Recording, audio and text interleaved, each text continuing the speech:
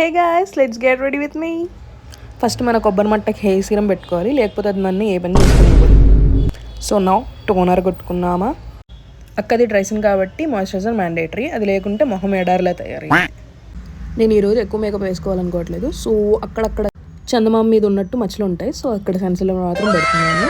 ఇప్పుడు ఒక కన్సిలర్ బ్రష్తో దాన్ని అంతా బ్లెండ్ చేయాలన్నమాట.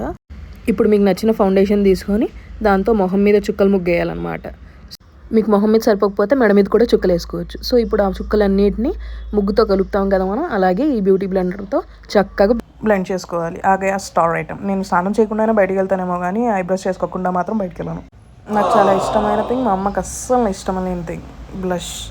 కానీ మీ చంపలు చంకిల్లా తయారయ్యాలంటే మాత్రం ఈ బ్లష్ మ్యాండేటరీ.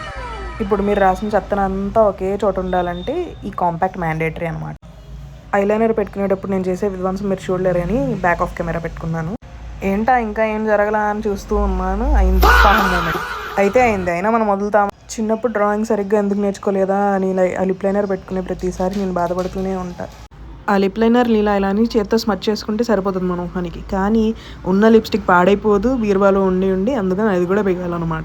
ఏ మాటగా ఆ మాట. కానీ ఈ ఒక్క లిప్ ప్రోడక్ట్ మాత్రం పెట్టంగానే నాకు మై హీరోయిన్ అన్న ఫీలింగ్ వస్తుంది. నాకు మొహం మీద చెమటలు పడ్డాయి కానీ మెరుపులు చెమటలు పట్టాలన్నమాట. సో అందుకే లైట్గా ఈ హైలైటర్. ఇప్పుడు లైట్గా బాడీ లోషన్ రాసుకొని సెంట్ కొట్టేసుకుంటే రెడీ.